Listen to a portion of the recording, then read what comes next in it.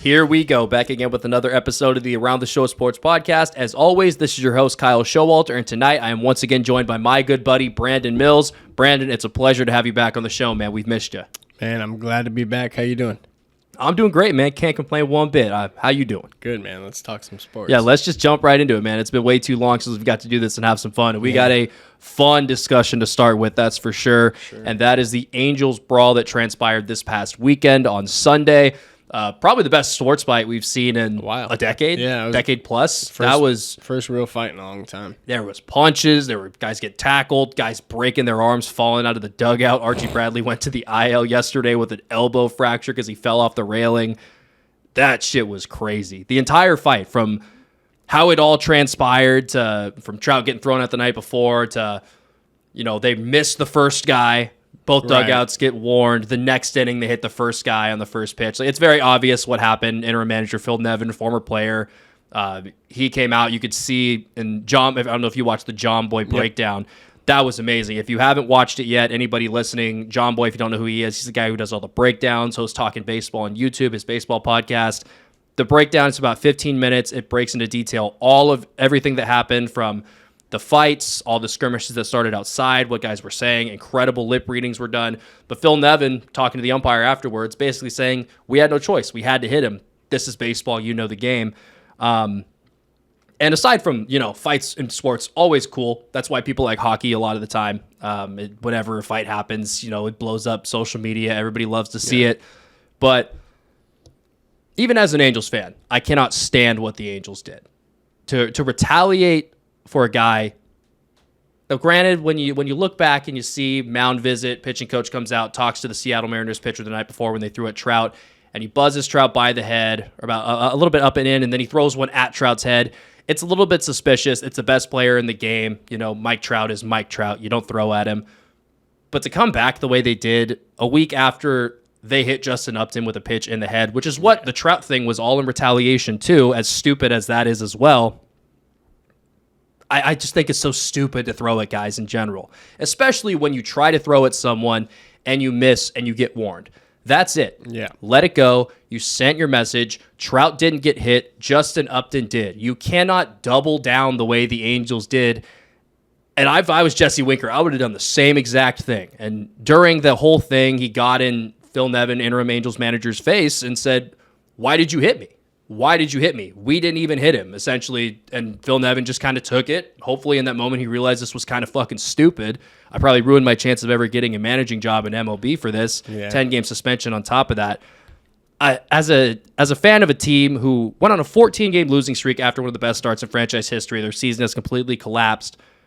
For them to do that, lose their interim manager for 10 games, lose 3 of their big bullpen pieces for multiple games, losing Anthony Rendon for 5 games next year doesn't really matter too much right now. But to have all these guys get suspended and have all these guys lose games because they wanted to send a message, it's just bad. And this isn't the team or the season to be doing dumb shit like that in, because they've already cost themselves probably a chance at the playoffs because of how they've been playing recently, and they just made it that much harder.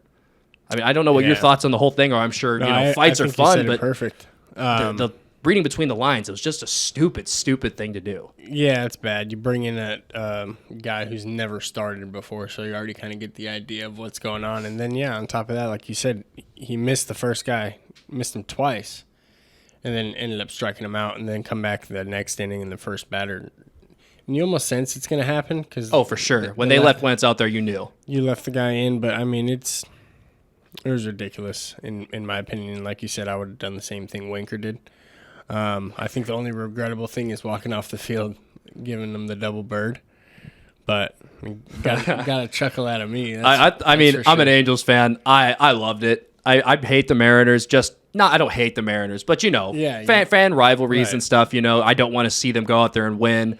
Generally, I don't tend to love the players and the teams, but I've loved Jesse Winker for years, and this is kind of the personality he's always had. He's chirped with Mets fans before. There's a big whole thing with Jesse Winker and Mets fans having beef. It's all fun. See him double bird the crowd after starting that fight was actually pretty funny to me. I think he got a 5-game suspension. I think so, 5. Man, he was throwing haymakers on Ryan Tepera. That shit was unbelievable. Or Rendon came out, met him, shoved him in the face, and I think Tapera came in and like threw the punch at his back or whatever, and Winker just grabbed him and started going for it. Yeah, the fact that close angle from the fan is amazing. That's what I was gonna say. The fact that the Angels were also the first to throw a punch. They were ready, man. This was obviously cooking. I wonder how much, because Trout's very level-headed, and he's the one who got thrown at. I wonder how much he was involved with this decision, because this doesn't seem like something Trout would sign off on really at all. And really his only involvement in the entire thing was going in there and getting Justin Upton the hell out of it, which cool on him. He's making $425 million over the next X amount of years. Like, he doesn't need to get involved in this shit, even if it is at the end of the day about him. Like, some guys are above this kind of stuff. Him and Shohei Ohtani both are clearly above this whole thing. So there was some narratives going around with, why weren't those guys involved? Because they're Mike Trout and Shohei Ohtani. They are baseball gods walking among men. They don't need to get involved in all this petty bullshit. But I don't know, man. I think it's interesting to see that this was all about Trout and how these guys were so ready to defend him. I think that's got to feel pretty good if you're Mike Trout to see these guys get out. Anthony Rendon in a cast, shoving dudes in the face. You got to do it in a better way. I mean, you still have a shot to fight for that division. I mean, I know you had such a big skid, but it's so early, and to lose key pieces, that's never the way you want to. Yeah, it's do what you do. That's never the way you want to defend a teammate. And you hate to trash your own team for it. It was so short-sighted. I think this was a baseball guy leaning too much into his baseball guy inclinations, and Phil Nevin. I respect all that stuff. I respect the former player stuff, but at a certain point, you got to take a step back and realize this is bigger than the little rules that we have. We're trying to get this team that hasn't made the playoffs since 2014, has had one winning season since 2014 with Mike Trout and Shohei Ohtani on it. We had a 14-game losing streak this year. We can't afford to go out there and get a bunch of guys suspended. We already fired our manager. Our interim guy is going to get suspended for this, obviously. He ended up getting 10 games, which is crazy to think about. It's a lot. That's probably one of the longer managerial suspensions I've ever seen, and it's our interim guy. It makes it extra interesting. But you just can't do that on this team. If you're on the Marlins or you're on the Royals, one of these teams who are just rolling in mediocrity. Sorry, Jason. You can afford to do that, but not when you're a team in the situation that the Angels are in. I'm sure Perry Minasian, Angels GM, who's probably GMing for his job at this point, based on how this season has went. I'm sure he's not happy about this. But I don't know. Fun fight. It was cool. A lot of cool clips. The breakdown was awesome, but probably got to be better. Probably gotta bad be better clubhouse vibes after the game there. Well, they went out and they were playing really good. They won that game. They won the next two. They lost last night because they had no relievers. That last night sucked, huh? Dude, I thought it was going to be good. No relievers. Yeah. That's what are you going to do when your whole bullpen's suspended? 7 unanswered runs. That's tough. 10. Well, from 3-0 to 10-3. Yeah. Yeah. Bad. All bad. I hope they can turn it around. This is usually the kind of thing that can spark something. Who knows? Maybe I'm wrong. Maybe this was the kick in the ass they needed, and they're going to start to turn it around. They are 2-1 and 3-1 cents, whichever it is. But I guess only time will tell. But as a fan, it was disappointing for the way this season has kind of evolved to see them kind of resorting to this. I hear you there, man. I want to kick it over to the NFL now. We haven't had the opportunity to talk about football in quite a while on here. We got to talk about what's going on with Baker Mayfield, man. We're going to get in a little bit to what's been going on with Deshaun Watson and the other stuff surrounding the Browns, the new stuff that's come out. But we want to talk about Baker and where he's going to end up this next season. I think it's either going to be he's playing in Cleveland or he's playing in Seattle is really what it feels like. Yeah. So I think we could kind of forego the conversation, where is Baker going to end up? Let's just kind of talk about how we think that fit is. They do have Geno Smith and Drew Lock on the roster. I don't think that's a situation that Baker Mayfield can't walk in there and be the starter by the second practice there. I mean, he is head and shoulders above those guys. Geno Smith, career backup. Drew Lock hasn't shown anything in the NFL. Great college quarterback. Lots of swagger. Put on by Jeezy. Super cool clip. Yeah. But NFL quarterback, don't think so. Baker Mayfield has proven he can play at this level. Maybe not at a top tier, but before he got hurt last year and the seasons before, he certainly showed he was a serviceable starter. So let's first start. Do you think he's going to win that job? I think if he goes there, he wins the job. Seattle? Easily. Yeah, I think if he goes there, it's his team. Yeah. Do we feel like that makes Seattle any better than they were last year? I mean, they went from Russ to Baker. So no. I mean, that makes him better than than having Geno Smith as a starter. Yeah. But my question then is it worth it to bring in Baker Mayfield, pay him this money, maybe get a draft pick or two to be a win or two better, 2 or 3 wins better, maybe? When at the end of the day, you should be blowing this thing up. Both choices are a gamble. In the long run, I mean, if you're banking on draft picks in the following season or something else to happen, anything can happen. But you're right. If you're not really going in there with a win now mentality, blow the whole thing up. Yeah, and I think that's the conversation that front offices in the NFL have every single year when they're not these top-tier teams who have a quarterback. I think you're always trying to find that guy, and I think Baker Mayfield, he's shown he's not a perfect quarterback. He's shown he has some, I don't want to say character flaws because I like the guy. I like guys with fire, guys who wear their heart on their sleeves, guys who got that swagger, especially at the quarterback position. I think we're moving into a new era of quarterback where that's a lot more accepted and appreciated.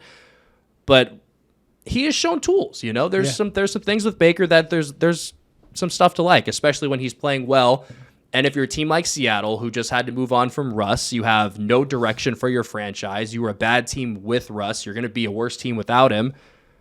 If I'm their front office, I'm going to roll the dice on this guy, even if it's going to cost me a little bit of money. And the exact reasoning is you need a quarterback in this league. If you don't have a quarterback, you don't have shit. So if you bring Baker in and he sucks, whatever, move on. He's a free agent after this year. Yep. Go start Drew Lock. Go draft a quarterback. Do whatever you're going to do. If Baker sucks, you're going to have a high draft pick anyways. If he's good, you're probably getting him for his salary, and you're probably getting a pick back with him. So you're probably trading a 7th, getting a 5th, and taking on his salary or something like that. I'm assuming that's what the deal would look like. That's a win, even if he sucks, because you're going to get a high draft pick the next year in the first round because you own your own draft pick if you're Seattle.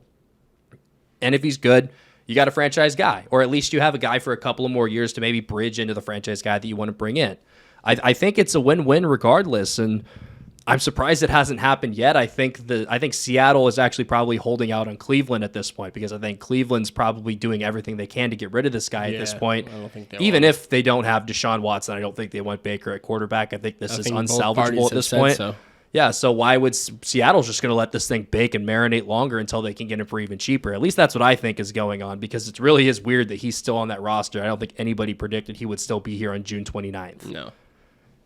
I agree there. So we're thinking he's probably going to end up in Seattle. Any other spots? I mean, maybe Carolina. That was the one that he was connected to earlier. I was going to say Seattle, and you said it for me. Yeah, I really feel like Seattle's the only spot. We talked about Carolina earlier in the offseason, but I think they're blowing set. The whole thing up. Yeah. They're not ready for that. Yeah, they didn't take a quarterback. No. Everybody was saying they were going to take Malik Willis, never did. They're just going to roll out Sam Darnold out there. Where did Willis end up again? Willis ended up 3rd round to Tennessee. Tennessee, that's right. That's going to be an interesting one to watch. All right, so you're saying Malik Willis, you're interested in what he's going to look like in the first year. I'm interested in what you have to say about that, why you think it's going to be interesting. Do you think he's going to give Tannehill a run for his money? What's your angle there? Well, I certainly don't think he's going to be starting this year, at least in the beginning. I think it's probably going to take an injury to Tannehill. He's a serviceable guy. You're not going to throw Malik Willis, who certainly needed a lot of work. I didn't have a first-round grade on him this draft. I wasn't surprised when I saw him slip into the 3rd. So he needs time. Yeah. So I don't think, barring something catastrophic, that he'll see the field. I don't even know if Tannehill goes down, if that would be the guy they would go to. But he's a guy that's toolsy, and we've talked about it on the show. If he develops the way that his physical tools can allow him to, if everything goes right, if they hit the lottery with him, he can be a bona fide superstar level quarterback. So that's kind of where I'm saying it might be a little bit interesting to keep an eye on Malik Willis and his development. It's certainly not going to be this year, but maybe we hear some whispers in training camp like, hey, this guy can actually sling it a little bit. And I think that's when we might start to want to pay a little bit more attention to what's going on in Tennessee.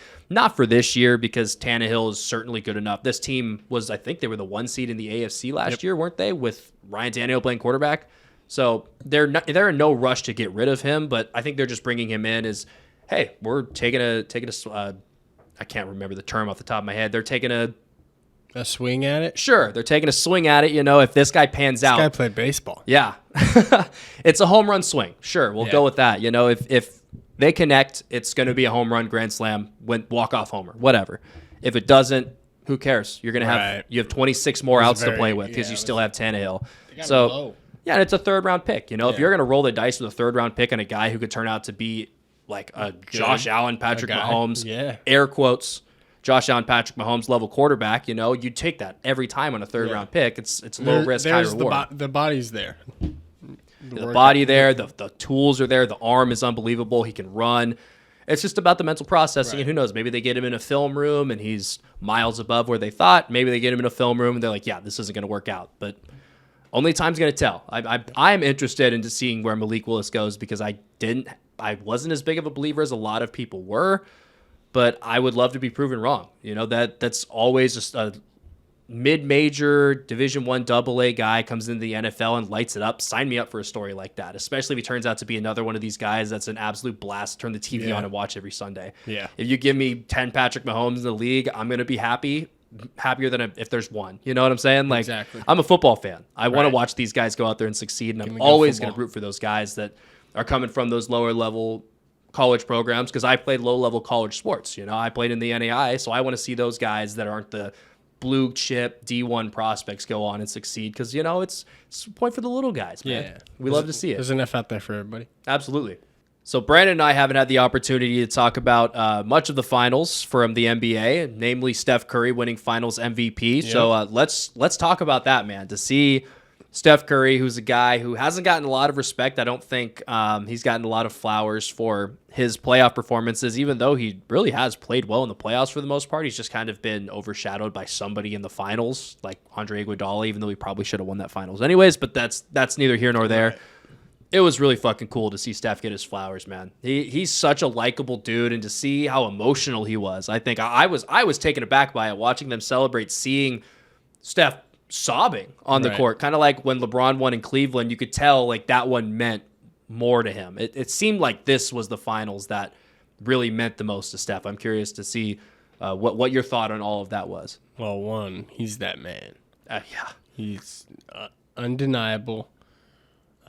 Like you said, people don't give him his flowers or respect. He's earned every bit of it. Even if he finished his career with 3 championships, 2 championships, whatever it was, you can name any of those series. And Steph was impactful enough to not only do it himself, but even open a gate for other people. Like it's not just one player taking over and Steph not being a part of. You know, it's Steph being such a big player that it's opening up that gate for Iguodala's or Thompson's or maybe not Kevin Durant. Kevin Durant's always going to be Kevin Durant, but to see him do this, not himself, but take the team. You know, it was his team this year. Yeah, for sure. Nobody else. Clay, it looked rough. Draymond even at times looked very rough, and then you're dealing with a lot of young guys. And a good Boston team. Right. To see his emotion, let it out like that was cool to see. He deserves that. If we go through the finals that the Warriors have played in during this era of Warriors superiority over the last 7-8 years, whatever it's been. You have the first finals against Cleveland. They lose Kevin Love in the first round. They lose Kyrie in game one of the finals, LeBron goes out there and is the best player on the court. Warriors end up winning, but Steph was not the best player out there. And it seemed like, you know, if the Cavs were healthy, what would that finals have looked like? We don't know. The next time they're in there and they meet 3-1, they lose. In 7, LeBron with a chase down block, Kyrie hitting the 3. Well, probably the greatest finals of all time. Then KD comes, they win 2. KD gets hurt, they lose to the Raptors. Steph gets hurt, Clay gets hurt, they miss an entire season. The Warriors are the worst team in the league. They come back and they win the finals. So if we go through that, it wasn't really until the Warriors lost both Clay and Steph that we really, at least I think myself personally, fully understood who Steph Curry was. And, you know, he's the greatest shooter of all time. He's one of the 20 best players of all time at that point in my head. But watching what happened to them when Steph wasn't on the floor, how abysmal they were. Mm-hmm. And Clay wasn't out there too, but this is Steph's team. This team goes as Steph goes. And then to see what they looked like when he came back. And there's an emergence of Jordan Poole and all these other guys as well. But we know what the difference is. It was Steph Curry. And I think to see Steph go out there in this season with all of the storylines, all of the pundits on ESPN, Fox Sports saying the Warriors are done, bringing in Andrew Wiggins. Like, this team's, they're never going to win another championship. Nick Wright on his show on Fox Sports very blatantly said the Warriors are never going to win another championship. I think Stephen A. Smith said it as well. You know, it's got to feel good. And to see him do it the way he did it, the best player in the series, the most dominant player in the series, go out there afterwards and just let all of that emotion out, because I'm sure Steph felt all of that I just went through. You know, it was sure. They wouldn't have won if Kyrie and Kevin Love didn't get hurt. They wouldn't have won anything without Kevin Durant. When they didn't have Kevin Durant, they went up on LeBron and got reverse gentleman swept, essentially, blew a 3-1 lead. You know, this was his moment to really solidify himself, not only as an NBA great, but a Mount Rushmore style NBA player and an icon in the history of the NBA, an upper echelon, first tier Hall of Famer. No one can ever question Steph's legacy again. And I think what we saw after the finals, that outpouring of emotions, was him feeling that and having that weight lifted off of his shoulders. And as a fan of basketball, as somebody who has an affinity to the Warriors that I didn't have back then because of the passing of our friend Cam, you know, it was really, really cool to see. Yeah. And, I know he was up there smiling for sure. Oh, 100%. Up there dancing, doing a bunch of ignorant shit. As he can. Yeah. As he's earned the right to. Champion. That's right, man. Yeah, I feel this all the same ways you do. It's all good for him, you know, because it's one thing when you hear fans talking down and saying he couldn't do it without this, say that. But when the most popular, you know, news medias for sports are out there talking down, that's like, you take it back to the days where a team would go read the daily paper and you see a bad headline about yourself or about your team. You know, that fires you up. It gets you fueled up. And he's been hearing all this shit for years now, and he finally shut everybody up. Like, what are you gonna say now? You honestly have to be excited for the next episodes. Like, just to hear somebody that was talking shit on you have to eat their words, and you have to be excited for that kind of stuff. And you definitely saw all the feelings come together at once there, and it's cool to witness those types of things, real moments. Yeah, that's absolutely right. It was human. Yeah. These guys, I think Steph, not as much as a lot of these other guys in the NBA, because Steph's 6'3" and has a baby face. You know, he's a very personable guy. He's not like LeBron James, who's 6'8" and jacked. He's a normal looking dude. But to see him have that outpouring of human emotion was really, really cool. Also, it's been fun to watch Draymond just talk shit.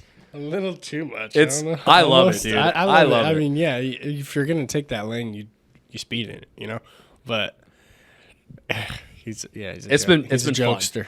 Fun. One last thing before we move over to the last topic of the show, we're going to talk about Freddie Freeman and some stuff that's come out about him today. Steph Curry, top 10 player of all time for you? Easily. Greatest top point 5. Guard of all time? Greatest point guard of all time? I think that's the question. I think that's the discussion now.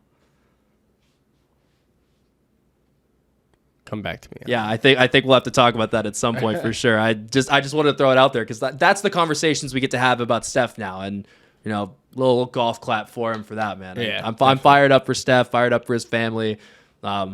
Maybe he'll add a couple more. That team's not going anywhere. No, yeah, definitely not. If you know, I mean, granted, Wiggins played out of his mind, Jordan Poole played out of his mind, and a lot of things that have to come together again to beat a team like Boston. Yeah. And things happened on Boston's end, you know, they crumbled. They did that all playoffs. Yeah, it wasn't all. You got to give credit to the Warriors, and I'm not trying to discredit them in any way, but things happened negatively on Boston's side that prompted Warriors wins in that series. And I mean, shit, you got to get it done. No excuses, but God, that's ball. Tough to beat that Boston team twice, I think.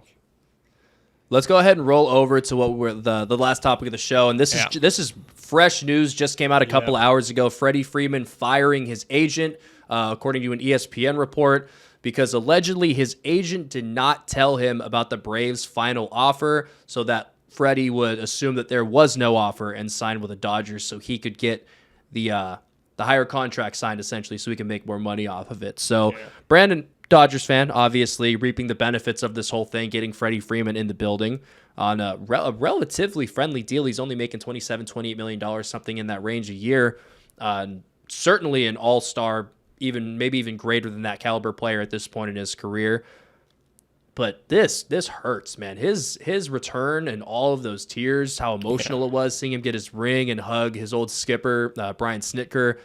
And the talk about real emotions with Steph, man, that guy was crying on the field. Freddie Freeman was. I don't think I've ever seen an athlete show that much emotion. I think it's a reflection of how much we all thought he was connected to that city. I think that was one of the most shocking players leaving a team that I can remember in a really long time, outside of like LeBron leaving Cleveland the first time because of the family ties and the fact that he grew up in that city. You know, Freddie Freeman was in that organization from the time he was 18 years old. He had been in that organization till he was 31 years old. He won a World Series with them, and that was the culmination of 13 years in the organization and all of that work. And then abruptly he was just gone, and all of that was taken away from him. And from us as fans, you know, we love to see those homegrown guys stick to it and stay in one place. And, you know, that it really sucked to see. And to hear that Freddie Freeman essentially wanted to return to Atlanta, didn't really care what the price was. He just wanted it to be at least in the ballpark of what he was getting from other places. And his agent essentially stole that from him and stole the second half of his career, and allowing him to be a Tony Gwynn-like figure for the city of Atlanta, where he's Mr. Padre. Freddie Freeman could have been the 2000s version of Chipper Jones, basically, for the Braves. And he doesn't get to do that because of the selfishness of an agent. That's got the kind of shit that pisses me off and makes me upset about the business of sports being the way that it is. A lot of emotions there. Being such a big Dodgers fan, and how excited I was when I heard the news that he was coming over. It hurts me bad, you know. I'm not happy about it, because now all I think about is I know that man wanted to play for Atlanta, and you feel bad for him, because you always want a player like that to do what makes him the happiest. I don't think this is going to affect his work on the field. I don't think he's that type of person. I think he's liked in the clubhouse there. I think, from what I see from my point of view, which is far away, I think he likes it there. But just to have that in the back of your head all the time, you know, that's got to be a sour feeling. And now, how do you go forward trusting an agent? How do you do that? You know, how do you build trust in a new agent? It's already hard enough to find a good agent, trust him, build a rapport with him. And then for something like that to happen out of nothing but greed. If anyone's confused of why an agent would do something like this, is because ultimately he's going to get more money out of this. So he played with Freddie Freeman's livelihood, his emotions, his heart, his family. Yeah. Plenty of things tie into this, and I think firing the guys, you know, is the least you could do that. A lot of emotions there, but it leads with anger for sure. When you hear about just deceit in somebody that's supposed to be on your side throughout this process of your career, and it's a grueling thing. It's annoying, and you're supposed to take this amount of heat to get it off the player so he can go out there and produce and be the best version of himself. And yeah, that's a very sour thing, and it's such a fresh subject that I don't really know much about it. I don't know if Freddie's going to have any comments on the situation. Probably will be brief, if any, but yeah, first thoughts is, you know, that just sucks. Yeah, I definitely don't think that it's going to affect Freddie on the field. He's a consummate professional. He's a guy who's capable, I think, of putting his emotions to the side and just going out there and getting his job done. I think he's proven that through the years. I went and pulled it up. He got pulled up to Atlanta with 20 games left in 2010, so he spent the better part of 12 seasons in Atlanta. He became a husband there. He became a father. He grew from a 20-year-old child. I remember what you were doing when you were 20 and what I was doing, a child, to a man, a father, a husband. All of these things happen in the city of Atlanta, and you can tell that the city meant something to him. It wasn't just a place that he lived. It was his home. It had become that throughout these years. And it just really hurts that the business of baseball and a corporation's greed, or a business's greed, this entire agency, took that away from him, and now he had to uproot his entire life, move his wife and his son, his young son Charlie, who was a big part of that Braves clubhouse. All those guys loved him, and he loved all of them. You can tell with the videos of when he came back. To take that away from them over, selfish desires, it sucks, and I feel bad for Freddie. I wish that, there was an alternate universe where this didn't happen and Freddie Freeman was going to be, Mr. Brave 2.0 after Chipper and was going to be looked at in that regard. And I'm not a Braves fan. Maybe that's the way that they still view him. And I would highly doubt that they look at him any other way. I doubt there was a single boo in that entire stadium. It's just really hard to stomach the fact that baseball is a business sometimes. And just like in all businesses, there's a lot of greed going around, and when that rears its head, sometimes that's a bad way to do brutal business, to deal man. with. Because now, good luck. Well, good luck. Funny enough, Dansby Swanson, who's in his walk year, is represented by the same people that Freddie Freeman just fired. So good luck bringing your shortstop back if you're the Braves. It's tough. Or good luck if you're the agency, at least getting Dansby Swanson to let you represent him during these negotiations, because you burned very publicly. We don't hear about a lot of this stuff a lot of the time. Right. Very publicly burned a bridge with one of the game's biggest players, best players, and most liked players all rolled into one. So you burn that bridge, it's going to come back and burn you a second time. Anything else you got to say about anything before we wrap up, Brandon? It's been a blast having you in here, man. No, man. I was happy to be back. This is fun. Sad we had to end it on that note. It's such a bummer, man, but I'll be looking into more of that situation there. And best of luck to Freddie through this situation. Yeah, man, and keep a light on. We're coming up close to football season. Yep. That's going to be when I think a lot of the discussions start to really get interesting on the show. I think that's when the show is going to kind of get some legs under it more so, and I think that's probably going to be around the time we start to take off on here. So let's try to keep building some momentum into that thing and keep it rolling. As we always say, thank you guys so much for listening. We appreciate you guys tuning in, listening to us, just a couple of idiots in the back of a house. Damn right. Make sure, if we aren't already, that we like and subscribe all these videos on YouTube, that we're subscribing on Spotify as well. Follow the Twitter at Around the Show SP. Myself at Kyle Showalter, and then Brandon Mills _ B Mills 23. Something like that. Yeah, something like that. Just search Brandon Mills, you'll find him. Yeah, just Once again, thank you guys so much for listening. We'll catch you guys next week.